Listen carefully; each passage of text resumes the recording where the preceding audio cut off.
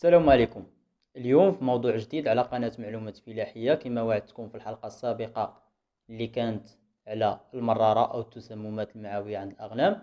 غنتكلموا على الطفيليات الداخلية والخارجية عند المجزرات الصغيرة، يعني الأغنام والماعز. غنتعرفوا على التعريف ديال هذا المرض، وغنشوفوا كيفاش الوقاية منه، وغنشوفوا الطرق ديال العلاج ديالو. كنسمعوا بزاف الفلاحه كيقولوا الغش، كيقولوا الجربه، كيقولوا القراد، كيقولوا الدبانه ديال النيف، كيقولوا الدوده ديال المصارن، كيقولوا الدوده ديال الكبده. هاد الامراض كاملين كتسببهم الطفيليات، وكل وحده من هاد الطفيليات كتقيس جهاز من الاجهزه ديال الحيوانات. يعني كاين طفيليات اللي كتقيس الجهاز الهضمي، وملي كنقول الجهاز الهضمي كنقصد الدواره والمصارن. وكاين اللي كتقيس الجهاز التنفسي، كنقصد الفم والانف والرئتين. وكاين اللي كتقيس الجهاز العصبي اي المخ، وكذلك كاين اللي كتقيس الجلد. فما عليكم غير تكملوا الفيديو حتى الاخير باش نتعرفوا على جميع الطفيليات ان شاء الله. السلام عليكم. لا تنسوا الاعجاب بالفيديو والاشتراك في القناة تشجيعا لنا لنستمر بنشر المزيد ان شاء الله. مرض الطفيليات الداخليه او الخارجيه هو مرض كتسبو الطفيليات، اغلبيتها ما كتبانش في العين المجرده، وكتاثر بشكل كبير على الحيوان، اما عن طريق نقص في الوزن وتيكون السبب راجع انها كتغذى على المخزون الغذائي ديالو، او لا تسمم في الدم، فكتكون كتمتص الدم ديالو وكتخلي ليه تتخلي ليه تسممات، او لا كدير ليه اختناق مثلا في الانف او لا في المجاري الهوائيه. اول طفيليه غنتعرفوا عليها كتقيس الجهاز الهضمي، والاسم ديالها لاتري كونستونجيلوز. هاد لاتري كونستونجيلوز كتاثر بشكل كبير على الحيوان، وكتخليه انه يضعف بشكل كبير، وكتسبب ليه اسهال حاد كيؤدي في اغلب الاحيان الى الموت. والطفيليه الثانيه اللي كتقيس الجهاز الهضمي الاسم ديالها لا نيماتوديغوز. هاد الطفيليه حتى هي تتاثر بشكل كبير على الحيوان، وكتخليه انه يفقد الوزن، كذلك كتسبب له تسمم في الامعاء، وكتؤدي به للموت. هاد الطفيليه كتكاثر بشكل كبير في اواخر فصل الربيع وبدايه فصل الصيف، وكتاثر بشكل كبير خصوصا على الخراف اللي عندهم ما بين 4 حتى 8 اسابيع من العمر ديالهم. الطفيليه الثالثه اللي غنتحدثوا عليها هي الطفيليه اللي كتقيس جهاز الكبد، الاسم ديالها لاتينيا دي شيان. هاد اليرقات ديال الكلاب كتجي من الفضلات ديال الكلاب، وكتاثر على الكبد بشكل تكيسات، كدير تكيسات على مستوى الكبد. داكشي علاش باش بعض المرات كنذبحوا الخروف في العيد او لا من غير فتره ديال العيد كنلقاو تكيسات. هادوك التكيسات كتكون سببهم هي هاد لا بارازيت هادي اللي جايه اصلا من الكلاب. كاين بزاف ديال الطفيليات كيقيسوا الجهاز الهضمي، ولكن نكتفيو بهذا القدر بالنسبه للجهاز الهضمي، ونتحولوا للجهاز التنفسي. ملي كنقول الجهاز التنفسي كنقصد الرئتين والانف والفم. كاين واحد الطفيليه الاسم ديالها لاميليغيوز. هاد لاميليغيوز الحجم ديالها تقريبا ما بين سنتيم حتى 3 سنتيم، وكدير تحببات على مستوى الرئه كما غيظهر لكم في الصوره. مع الوقت كتحول لاصابات حاده، كتؤدي بصعوبه التنفس عند الحيوان، وكتخليه يختنق مع الوقت، ولا قدر الله يقدر يموت الحيوان. بالنسبه للطفيليات اللي كيقيسوا الانف، كاملين كنعرفوا الدبانه اللي كتفقس في الانف وكتخلي لنا واحد الدوده صغيره اللي كتخرب الاوعيه ديال الانف، وكتسبب اختناق كذلك عند الحيوان، اللي صعيب يتعالج. صعيب انك تدخل وتعالج هذا المرض، حيتاش يكون بحال نقولوا فات الفوت. خص الانسان ديما يوقي في هذه القضيه ديال الطفيليات، ديما تكون الوقايه خير من العلاج في هذا، حيتاش العلاج صعيب ديال هاد الطفيليات.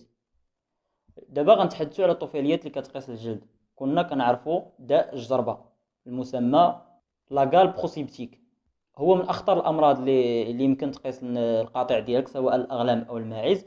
الخطوره ديالو كتشكل في انتشار كبير بين القاطع، يعني في ظرف وجيز يقدر ان هذا المرض من يتحول من راس لراس. ويمكن الطفيليه وحده من هذا المرض هذه تعيش حتى ل5 اسابيع، وفي كل يوم تفقس 100 بيضه. وكيبقى فصل الخريف هو الفصل المناسب والملائم باش تكاثر هاد الطفيليه. يعني فصل الخريف هو الفصل اللي كتظهر فيه الجربه بشكل كبير، وكيكون واحد الميليو فافوغابل ديالها باش انها تديفلوب. وباش انك تكون الوقايه في هذه القضيه هذه، ان فوا تشك في شي حيوان ان فيه جربه، حاول تعزلو وتستشر مع الطبيب البيطري اللي غيقدر يجي ويفرز لك واش بصح هذاك الحيوان مريض بالجربه او لا بمرض طفيلي اخر، حيتاش الامراض ديال الجلد تقريبا اغلبيتها كيتشابه.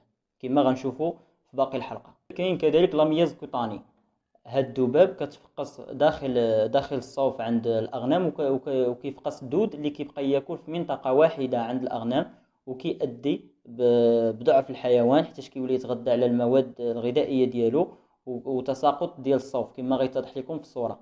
كذلك كاين واحد العدو لدود اللي كنا كنعرفوه اللي هو القمل اولا لي بو، حتى هو كيفقس على الجلد وفي الصوف، وكيسبب واحد الحكه مفرطه عند الحيوانات، وكيسبب كذلك في اندثار ديال الجلد. فما تنساوش ديما استشارات ديال الطبيب البيطري في هذه القضيه هذه باش تفرقوا ما بين القمل والجربه والدود.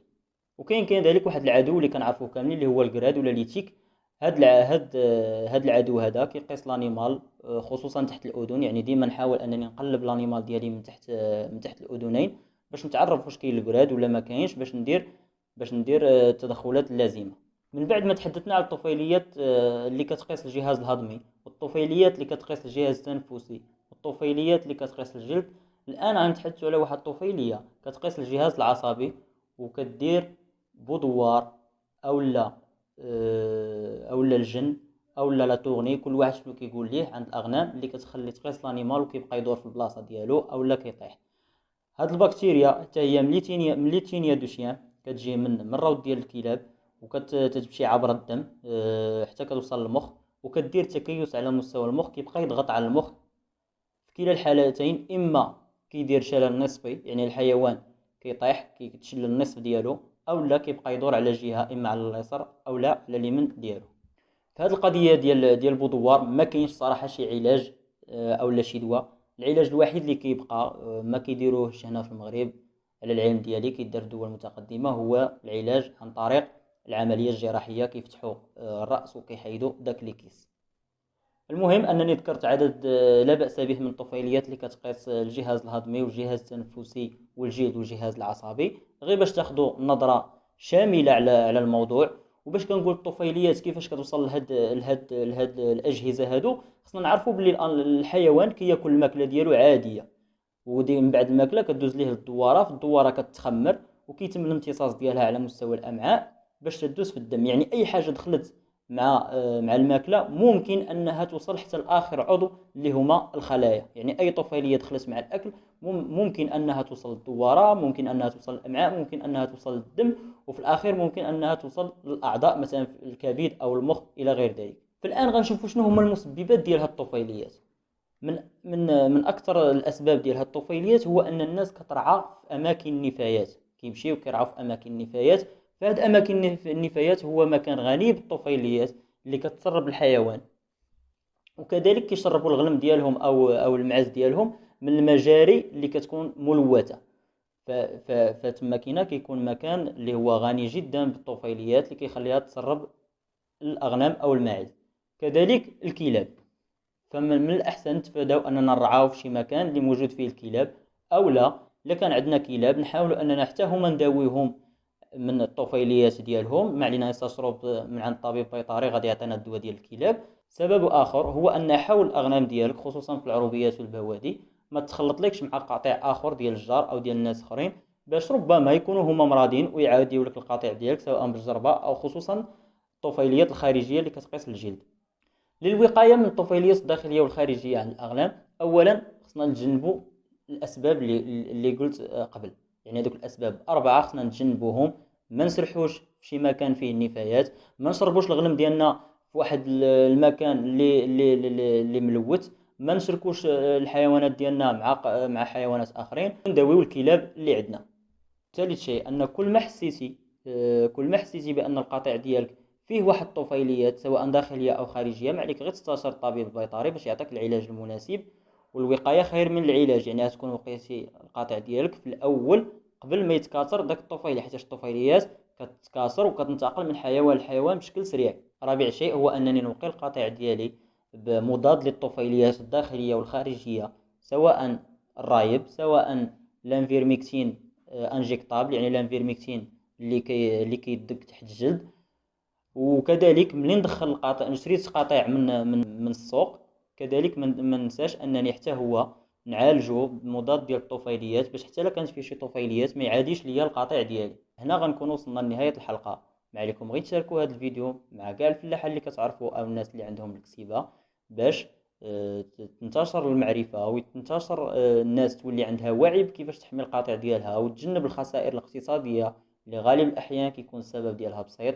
وكذلك دعموا هذه القناه باش في الايام المقبله ان شاء الله تستمر في نشر المعلومات المفيده اللي واصله للفلاح حتى لقلب دارو. وبقى لي غير نقول لكم السلام عليكم والى اللقاء.